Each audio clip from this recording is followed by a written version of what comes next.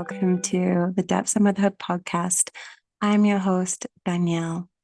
Today we have two incredible guests joining us, Angelica, the original co-host, and Katerina, a dear friend that I connected with deeply on my last trip to Peru. So in this conversation, we're sat in my home in Peru at the time with the microphone in the middle, which we keep spinning around. And we are talking about Waltaska, which is a postpartum ceremony rooted in Andean traditions. So this ceremony not only supports the healing of the mother, but also welcomes her soul home. And we delve into the process, the preparation for this, and explore its deeper meanings and discuss how we can potentially adapt these practices to serve the mother's unique needs. So I absolutely loved this conversation. This was our last recording in person before I left. And it was such a special time for us all. And I shared my own experience with Waltaska, which Angelica and Katerina kindly and beautifully offered me. And in other news, we are in a new location. As I said, we're not in Peru anymore, and we are settling in nicely. Mariah has finally got over jet lag and is back to her usual self. And as for me, I'm recovering from how can I say, a fire explosion. Because initially, when we came back to Costa Rica, we chose an absolutely boiling location and it completely shook my nervous system. So, with me just feeling completely burnt out in all levels and Araya having heat rash, we decided to leave. So, we moved to the mountains and we're here in a more soothing environment. Our women's circle is thriving. We have weekly live gatherings, and also there's so much in the living library and within the courses that you'll get access to. And also, if you're thinking of holding your own circle, the Reclaiming Circle book is now available, which I wrote. Oh my gosh. So you can check out the show notes for more details. Before we dive into this amazing conversation about Waltaska and Andean postpartum practices, let us ground in our body, noticing our surroundings, noticing what we can hear around us. If you have me in your ear, it will just be me. Noticing if there are any smells as you take a deep breath in. Noticing what is touching your skin. As you take your next exhale, let yourself land and come home to your body. Thank you for being here. Welcome everyone. So today we are going to be exploring the Waltaska. I'm probably not saying it right. There's two beautiful women here who are going to share more. Let's just go around and say who we are. So I'm Danielle and I'm your host. And let me pass it on because I talk all the time. Well, here's another talker. So I'm Angelica. I was the co-creator of the podcast together with Danielle in the beginning, and then our paths has taken different routes, different paths, but we're still reunited in so many ways. And so we're just so excited to be recording in person. I mean, it's a whole other level than being, on the other side of the world. We can touch each other, we can look each other in the eyes.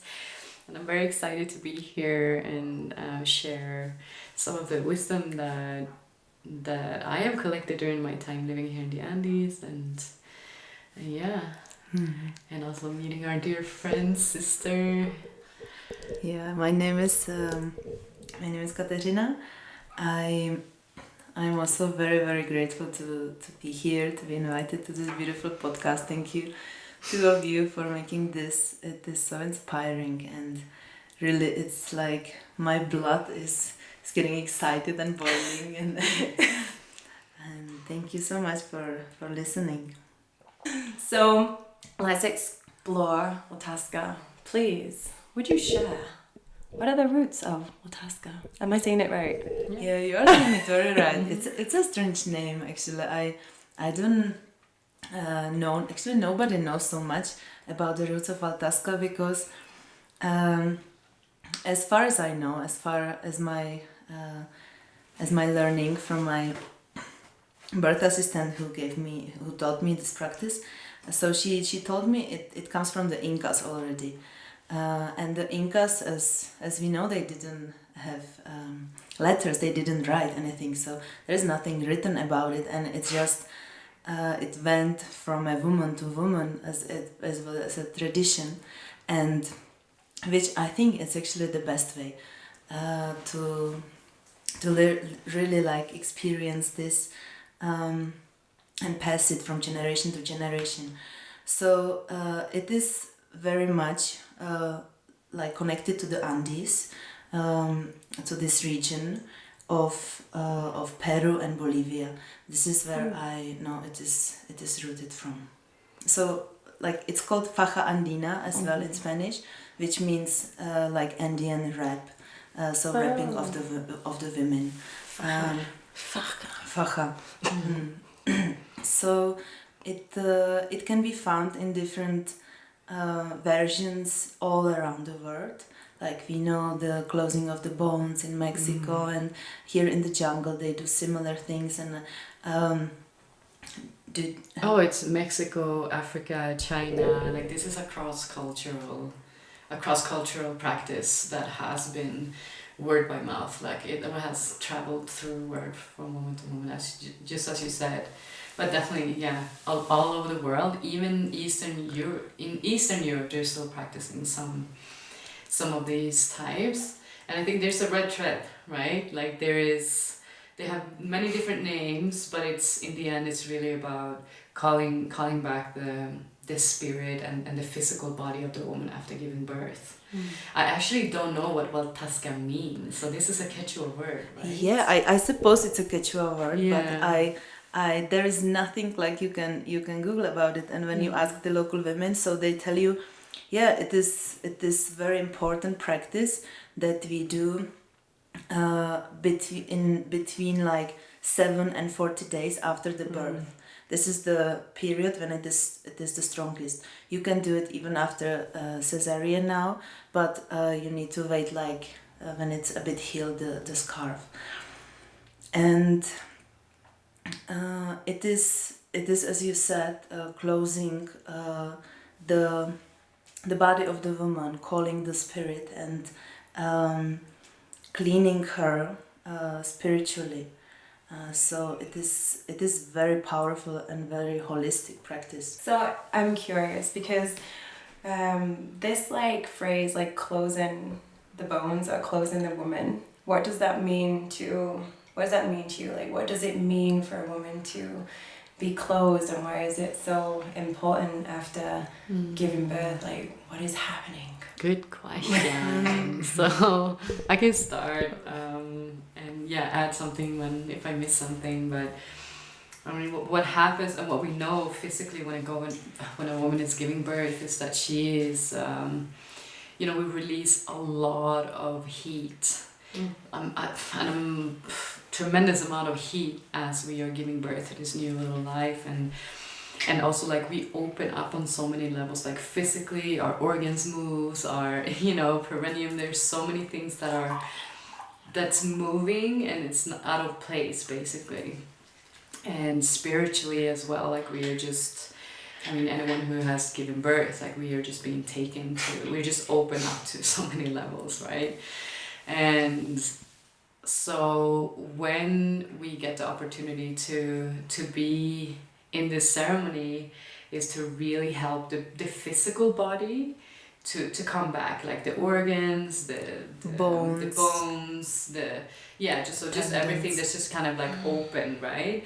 So it's like bringing it all back in together again, and then also to like with the heat, right? So we're heating the body. So when we're doing Waltaska or Fajada or this practice, there's so much heat that needs to be put on our body. So as Katerina explained, first the woman is being cleansed with certain like oils and alcohol and herbs and so on, and then afterward she will receive a massage, and then you kind of like end with like closing it, and then also calling back her spirit, and through some rituals and some mantras basically that you kind of use.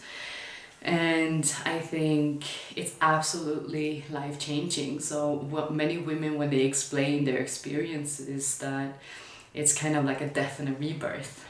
And we had this conversation again, I remember, like it's definitely like there's so many things that are being brought up to surface as you're being wrapped up, right? You're like being mummified basically.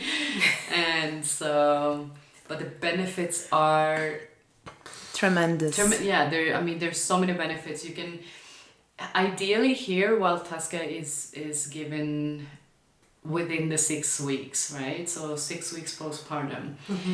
Some of the mamitas have told me, so it's like different stories also, right? So there are different traditions kind of within the tradition. I kind of recognize now. So because we had it differently on us, and so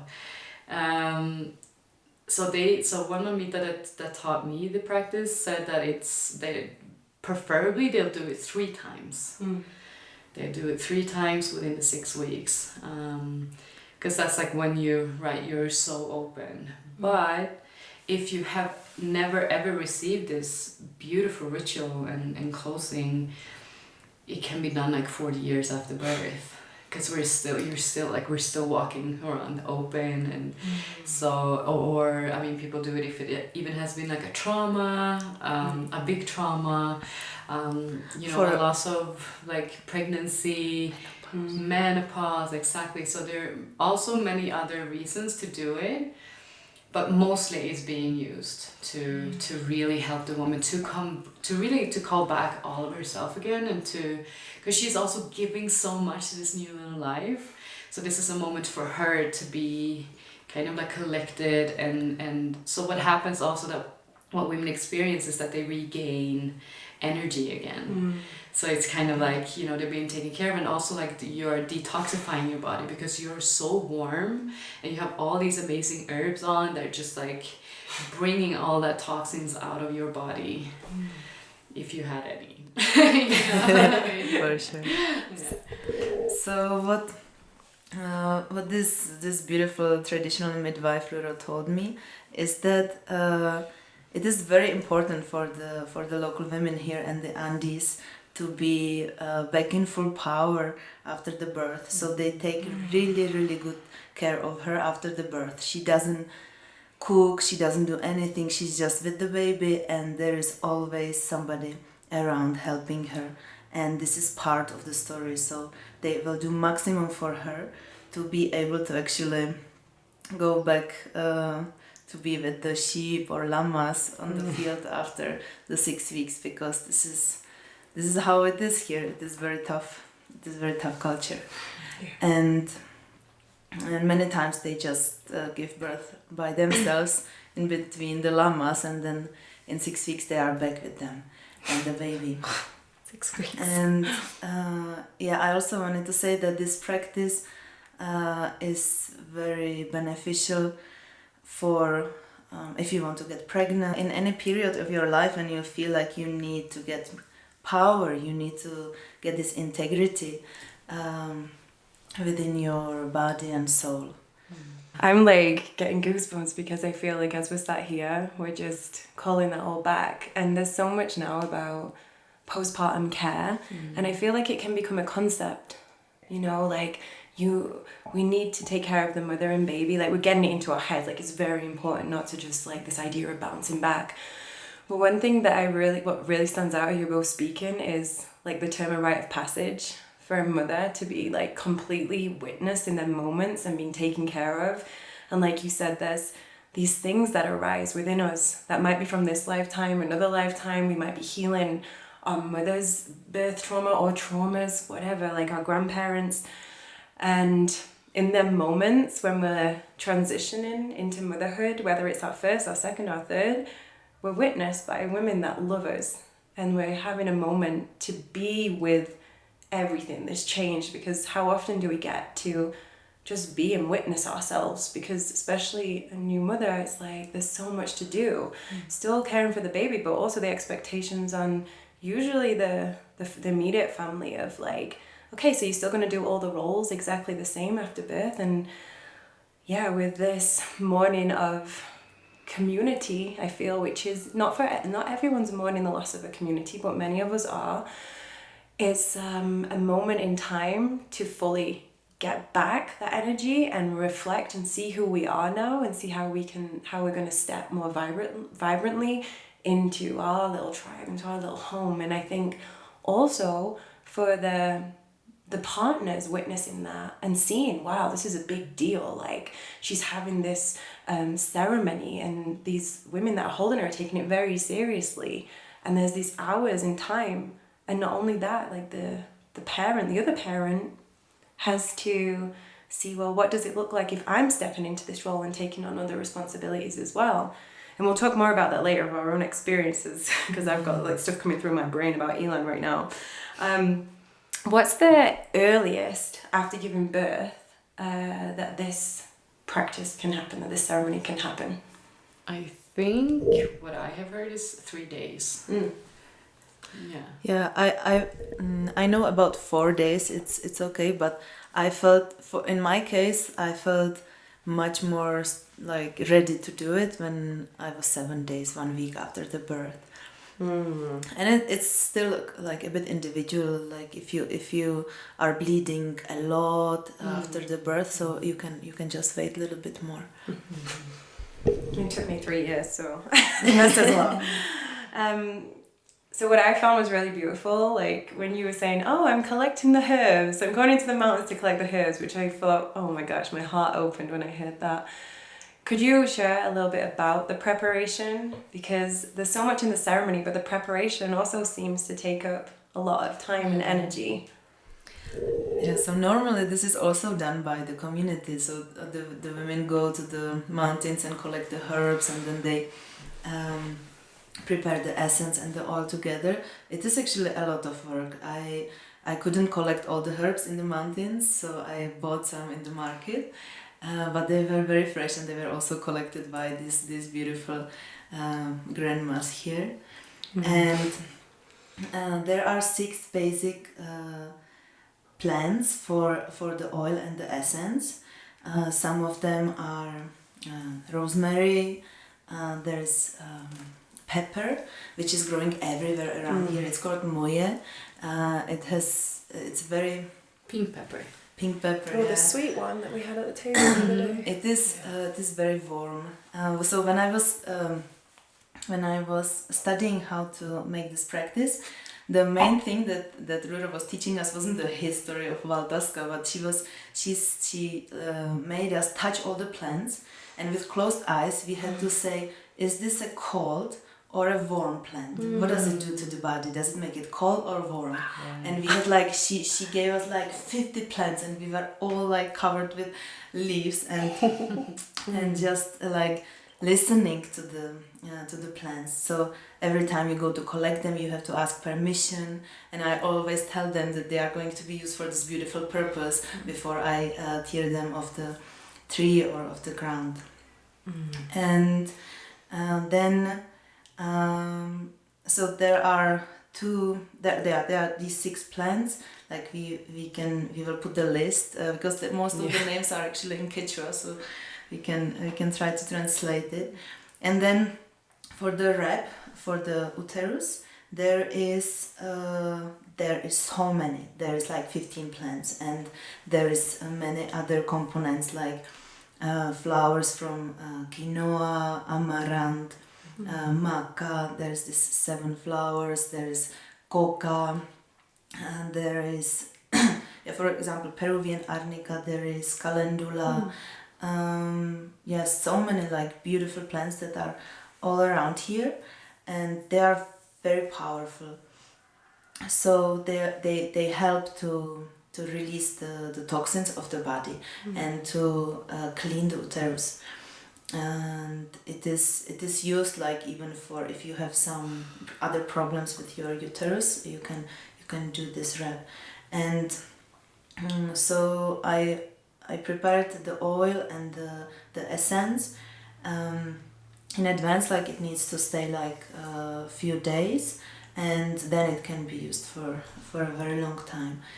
And then for the wrap, it's like it's a powder of dry herbs and all these flowers together. So it is like a flour or And that is being mixed with the pea. And Go on, then- everyone wants to know about the okay. pea. Yeah, no, it's a Okay. big thing in the Andes. So It it's is. like they use pea for a lot of things. So, Yeah, sure. So the yeah. urine therapy is like, it's known for helping to get the toxins out of the body. So they use it here when we have a fever, when our babies have a fever, they put the urine on the body. And for the wrap of the uterus, they also put it. So it is a fresh urine of the mother, and it is very, very powerful to get the toxins out of the body. And then of course eggs are also very amazing, I think, for cleaning. And it's mostly Just the white. The white, exactly. They use the egg white a lot here for tons of things. Really? Yeah. You were whipping that up nice, weren't you? Yeah. Doing my best. So when that went on me, the wrap, that was more around my organs, like my liver, my stomach, my spleen, and I'm guessing that's because of this whole detox cleansing that's happening. Beautiful. So what we're going to do in the show notes as well is put all the herbs in the show notes, and I'll try to see how that can translate into herbs that we can find in Europe or different areas of the world. Because I know there's a lot, well, there's only one that I know we can't take over, which is coca. Yeah. That's where cocaine comes from. But coca is like, to add to that really, if anyone doesn't know the culture about the coca here, it's a huge prayer really. The leaves here, you call it, what the people do is pichar, and then so what we do is that you pick 3 leaves which represents the underworld, the middle world, and the upper world, and there's always done with a prayer. And you sit in circle. That's what they do when they're working on their chakras. Like the chakras, they're the fields. Now I'm mixing the languages here. And so there's a deep gratitude to the spirit of coca here. And I mean, yes, it has been used to create cocaine, right? But it's like for me to say like, okay, you know, I'm gonna make a banana pancake, but I'm missing the ingredients banana, so it's not gonna be a pancake, you know, or like take the egg out, it's not gonna be a pancake, you know. And so just the coca leaf itself, it's not a drug, right? It has so many benefits to, I mean, both, I guess, you know.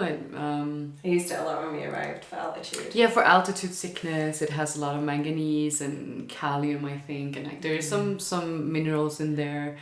And then like, what it's being used to is prayer. Even like here they have coca readings. Yeah. So there are like some Quechua or Quero that will like, do a reading with the leaves. And so they're being used in many beautiful ways here. And it's a really beautiful thing that you bring into the Waltaska to really bring in Mama Coca, that we call her.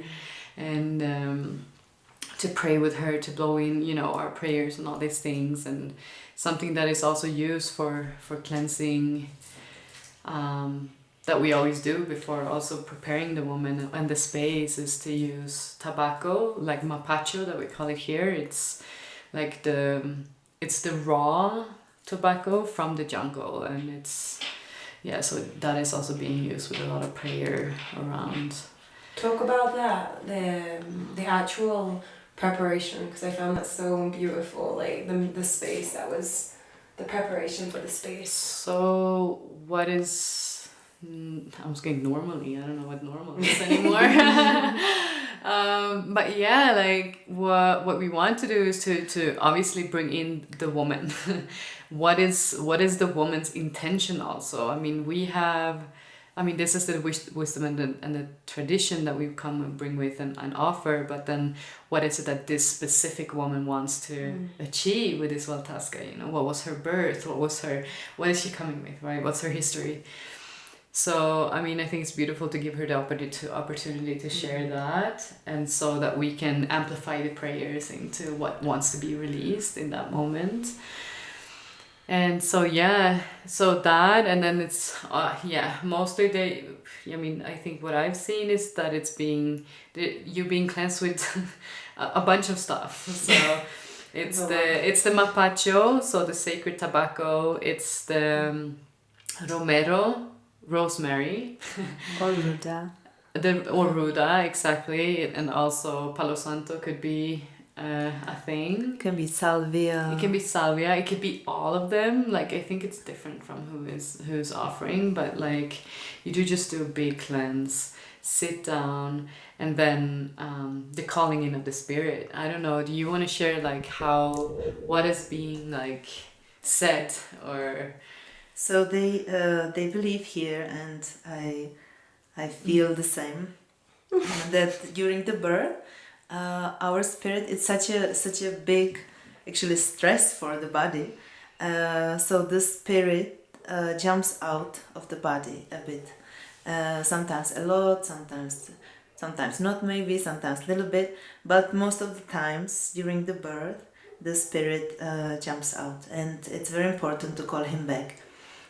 So we call it back with a prayer, and also it can be done like after an accident. If you feel like your body is without a soul, this is when you should try to call it back. It can be done by anybody, by your partner, by your mom, by your friend, and you just blow the spirit back to the head of the top of the head, and there it is back.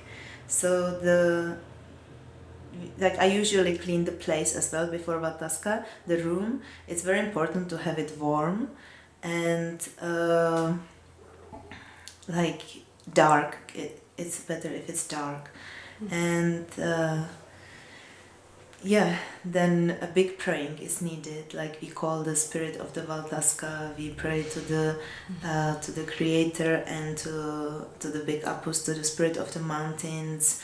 We call Mother Earth and our ancestors, the elements, and when I now looked back in the video that I have from my teacher, from my master, her praying was for 15 minutes. So it is very, very important. And you can include like all the people who are there. The more, actually, she says, the more women are present and helping to close the body of the woman, of the mother, the better, because the sisterhood there is also very important, and the intentions of your sisters are helping as well. When you whispered into the crown of my head and blew into it, I've never experienced that before, and that made me so emotional. And the first thing that I felt when you did that, I was like, oh, I want to do this for my mother. Like, as you know, if you're listening, the trauma that we've been through, and all them moments where you're taken out of your body because it's too much, that calling back is, wow, so powerful.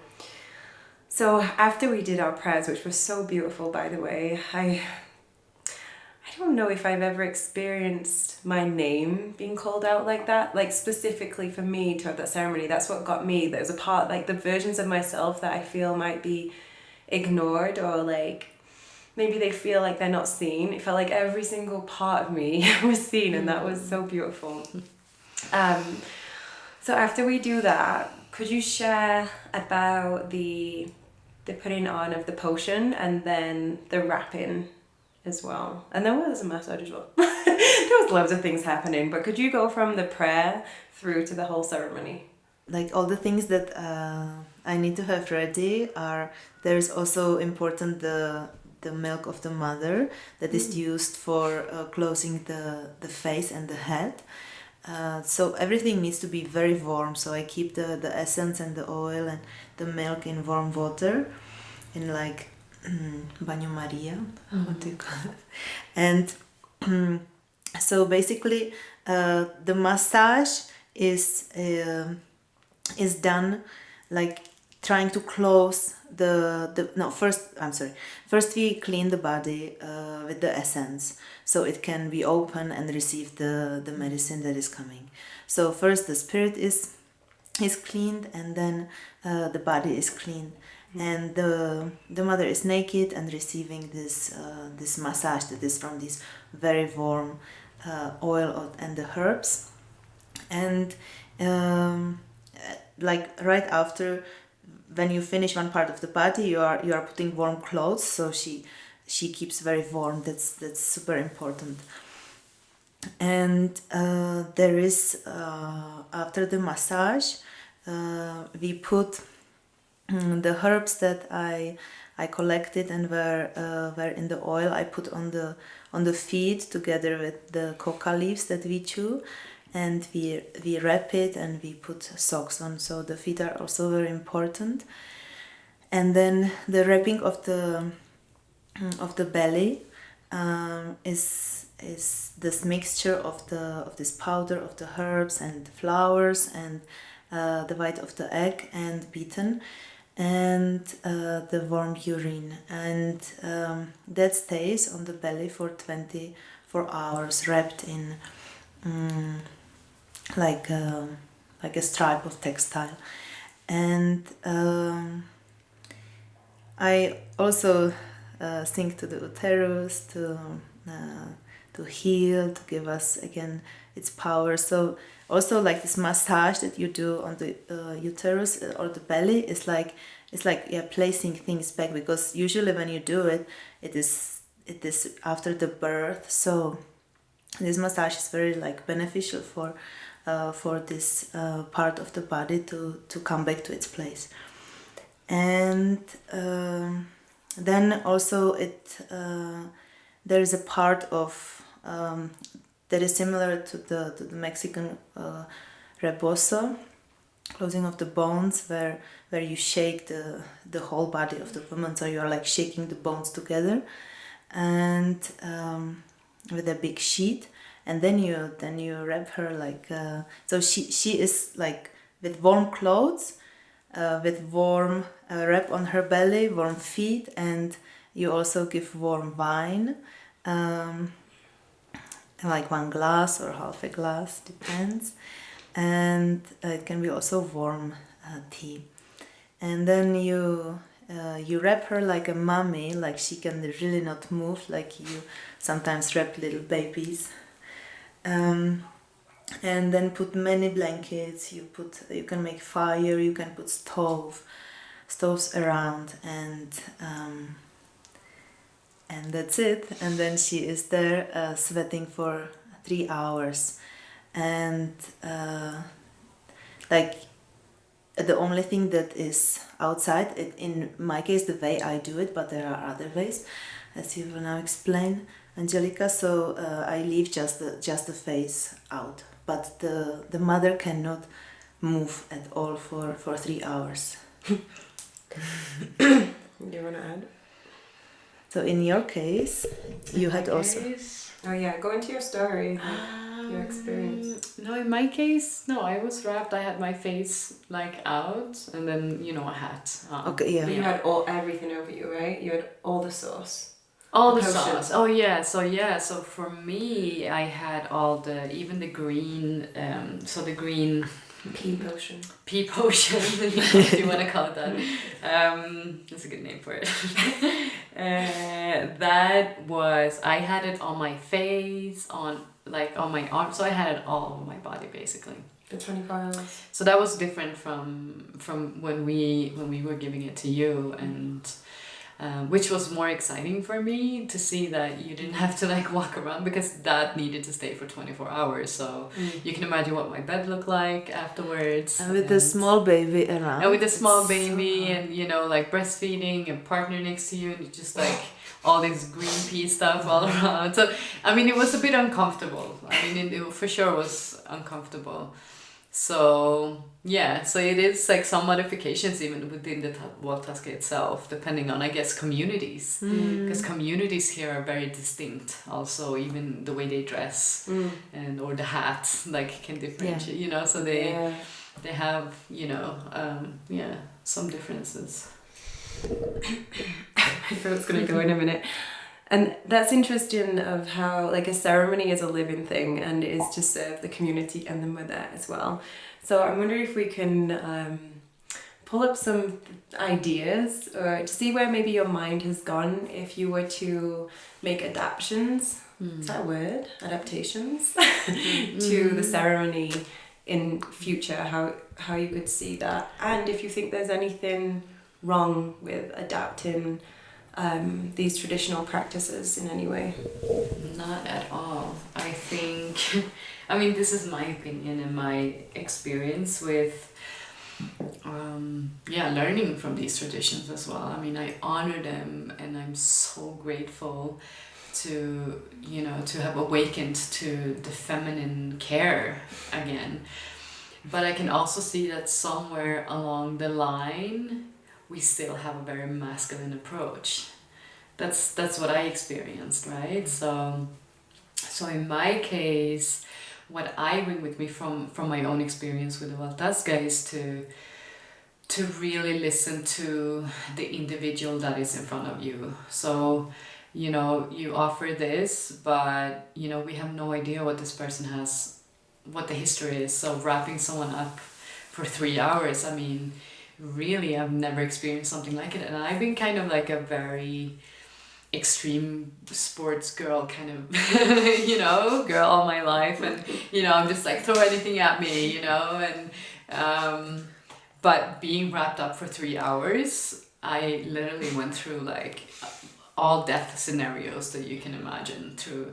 So I would have needed a lot more gentleness. And so I might have shared my experience before on an episode. I can't remember. I don't know if we're talking in private or not. Yeah, but there were so many episodes. But like just like a long story short, the women that came to my house to give me the Waltaska were very masculine in their energy. They were just like, the massage was very rough and like kind of like touching my vagina a few times, like as I'm naked, as I'm very vulnerable, as I'm a new mother. I was really calling these women into my house because I needed softness, and I really just needed someone to care for me for a moment, and I ended up actually having a huge process after the Waltaska, crying for 3 days, and just really had to like sit with it, like really like in deep meditation, like crying and releasing and coming back to like, well, hold on, like actually my boundaries were pushed here. And I, remember like I should have said something. I should have said, stop, I'm not enjoying this right now. Or so, and I redid it. So, because I was just like, this cannot be it, So I had another one made on me as I was studying it. And then that one was a little bit more gentler, but it was still not what I would have wanted, right? It was still like this something little missing piece where what we then could have offered to you, and what I would want to offer to every other woman, is to really sit with them for the full 3 hours, or if they would want that, So once again, like, who is this person? Where is she at physically, emotionally? What does she need? And so that is the only modification, really. The other modification I would say is Waltaska has a lot of steps. So when I compare it to rebozo, like the Mexican one, it seems... I mean, I think there are also different ways of doing rebozos as well. I've seen like some that are also very much like there's a lot of steps. And then there's simpler ones where you don't actually even have to leave the woman wrapped up. You kind of just like squeeze her to get the balls back in and then let go. And then, so I think find what really calls you, I think even like mixing the two of the worlds could be a beautiful thing. Because in the end, it's like, okay, keep the woman warm, bring her bones back in again, call her spirit in. Like all of those things can be done, but with a lot of gentleness and really tuning into the woman who is in front of you, because it's so different what we all, experience and our needs. Thank you. Wow. Yeah, that was so beautiful when you texted me like 2 days before the Waltaska, and you were like, yeah, maybe with Danielle, like after we wrap her, we should stay around, and be there for her, because I've never done it. Like I usually stay with the family, I leave the mother, and then I am trying to help the father with the baby. And this time, it was so beautiful. It was very also opening for me to do it in this way. And before, I always wanted to be with the mother during the bath or after the bath, because there is also after 24 hours you take the wrap out of your belly, and there is a mixture of herbs that you boil with salt, and then you have a beautiful bath where you like take everything and you clean the body, and there the ceremony is over. And there I always felt like I want to be there holding the mother's hand and like talking again about like integration of this whole process, because it is a big thing, and it is bringing up so much. And the uterus is holding everything. And I had one mother that she ran out to me after these 3 hours. I was like, I am leaving my partner, finally I have the power. And she was so happy. And she was in a very toxic relationship, and suddenly like she left him. So this is what can happen as well. Incredible. Yeah, like I'd heard your story before, and I was so nervous. And I remember in the morning when you came, I looked at you and you're like, are you okay? And I'm like, I'm excited and I'm nervous. And after being wrapped for probably 1 minute, I looked you both in the eye and said, I cannot do this anymore. I'm like, give me one arm. Like, I want one arm out. Oh my gosh. And you two are so beautiful. Like, I truly felt the depth of like sisterhood. When you were singing to me, you were just being around the bed, just sharing stories, and Laid next to you. laid next to me. It was so cozy, and it felt like it is that like very fine line between life and death, like that feeling in that moment. I think you said rebirth, like something that came through very strongly for me, because I did feel like I was dying, like the part of me was dying, like especially wrapped like that. It's how we used to wrap people in the hospital when they died, the exact same way, and then with the belts around the arms and the legs to keep them in place. And I was like, wow, I was thinking, when I'm on my deathbed, I would really want people around me. I felt what comforted me, which was having people alive around me. Even if I wasn't getting the attention, just witnessing people around the bedside. And that for me was really comforting. And I learned a lot about myself. And one of the things was, what helps me through hard times is humor and laughter. And even Elon came up, he was like, yeah, you look different. You look younger. And I felt, because I surrendered something, the fear is completely the other end of the spectrum from the laughter and the joy, even though underneath the joy there was still this fear, but it was like being held by a more playful, lighter, also wise version of myself. And that was thanks to you both. Like if you were not there and you'd have left and Elon came in, I would have said, get me out of here right now, like for sure. And so, yeah, I did in the moments learn so much about myself. And I remember thinking, I love to dance. I love to move. Because when you were drumming, I was like, I want to dance with you. Like, I want to be in there. And so there were some things that I witnessed about myself that maybe I don't give myself enough time to do. And things that can be in my toolbox for when I need to, like, come back to myself, like my true self. So it was very, very powerful, and I'm so excited to hopefully offer this to someone as well in the future. And I think anyone listening to this episode, hopefully it's really clear of just taking these practices, making them into your own. Like I'll put the information in the show notes, but also just seeing what sits well with you as a space holder, and also with the mother as well, and the family, because the family is also involved. And I think with that, you can create something so beautiful. And I also love just the idea of going out and collecting the herbs. What is there? Like having this whole mission and this journey that we're on together. And yeah, very beautiful. So I want to give my deepest thanks again to both of you, because I never thought I was going to experience this. I thought it's too far gone, 3 years. But no, for anyone who hasn't had it and you have the opportunity, it's never too late. Like I feel different. I definitely feel more myself than I felt before, for sure.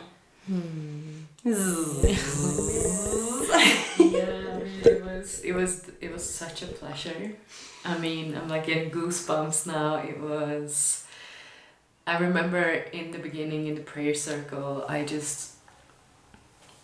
think I mentioned the gratitude that I have for you, and that I was able to give you something back, and I'm tearing up again, because what you have done for me in our friendship, and like the way you have helped me to grow, I was just so grateful that I got to give you just one little thing back, just hold space for you and witness you and hold you and show you that, that I want to do that many years ahead. And it was just such an honor to sit next to you and listen to you and go through the fears with you. And because I know like you become very vulnerable all of a sudden. I think that's the word. Like you become very, very vulnerable. All of a sudden you are not being able to take care of yourself or defend yourself in any case. I mean, if your kid comes running in and like put your butt in the face, I mean, you cannot do anything, So,